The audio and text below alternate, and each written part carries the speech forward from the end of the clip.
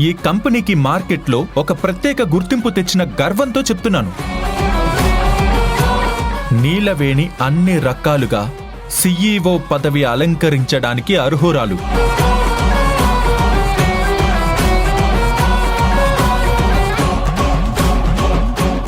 అలాగే నా బాధ్యతలు అన్నీ నీలవేణికి బదిలీ చేయడానికి నాకు పూర్తి స్థాయిలో హక్కు ఉంది.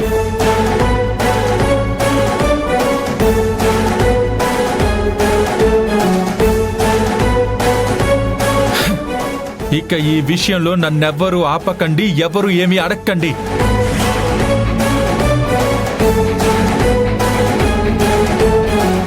ఎందుకంటే నీలవేణిని CEO చేసే నిర్ణయంలో మార్పు రాదు కాబట్టి.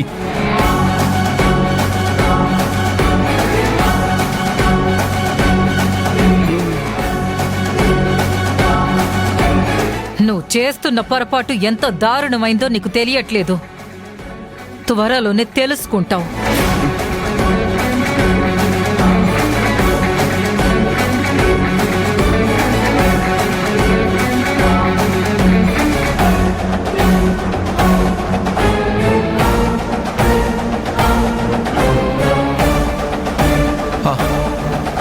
Get back to your work.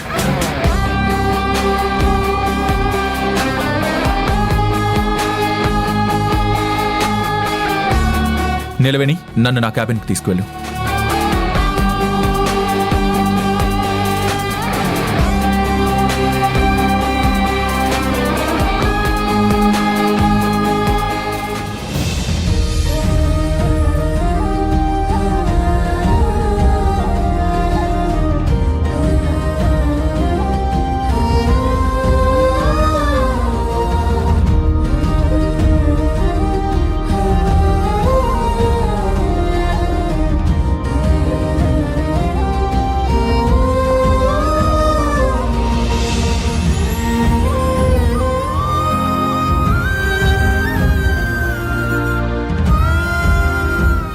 ఏంటి తారక్ సార్ అలా చూస్తున్నారు? నువ్విప్పుడు ఈ కంపెనీకి యజమానివి.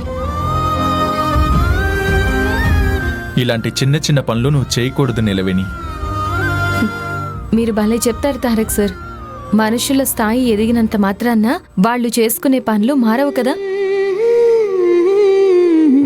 పైగా ఎవరి పనులు వాళ్ళు చేసుకుంటేనే బాగుంటుంది.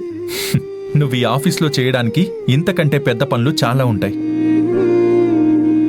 అందుకే నీ కింద ఇలాంటి చిన్న చిన్న పనులు చేయడానికి కొంతమంది నియమింపబడతారు. ముందు ఆ చైర్లో కూర్చో.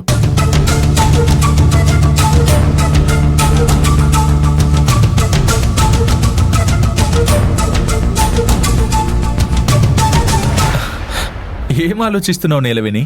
ఆ చైర్లో కూర్చో. వద్దు సార్, కాదంబరి అమ్మగారు అన్నట్టు ఆ కుర్చీలో అర్హత కలిగిన వాళ్లే కూర్చోవాలి. అన్ని రకాలుగా సమర్థులైన వాళ్ళు మాత్రమే కూర్చోవాలి. నీకు ఆ అర్హత ఉందనే నిన్ను కూర్చోమంటున్నాను. ఆవేశంలో నిర్ణయాలు తీసుకుంటున్నారేమో. లేదు, ఆలోచించే తీసుకున్నాను. ఇంకొకసారి ఆలోచించండి తారక్ సార్. తప్పులేదు కదా. నేను తీసుకున్నదే పెద్ద నిర్ణయం. అంటే ఎన్నిసార్లు ఆలోచించి ఉంటానో నువ్వే ఆలోచించు. మీకు అన్నీ తెలుసు, అన్ని రకాలుగా సమర్థులు, మీరు ఆలోచించే ఉంటారు. కానీ మీరు తీసుకున్న ఈ నిర్ణయం మాత్రం నేనెందుకో అంగీకరించలేకపోతున్నాను. ఎందుకంటే ముందు నిన్ను నువ్వు నమ్మలేకపోతున్నావు. నీకంత పెద్ద అర్హత లేదని నిన్ను నువ్వే తక్కువ అంచనా వేసుకుంటున్నావు.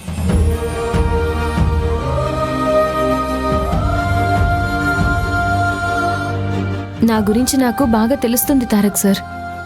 నీ గురించి నీకు తెలియడం లేదు కాబట్టే, నీ బలమేంటో నువ్వు అంచనా వేయలేకపోతున్నావు కాబట్టే నీ బలానికి తగ్గ బాధ్యతని నీకు అప్పగిస్తున్నాను.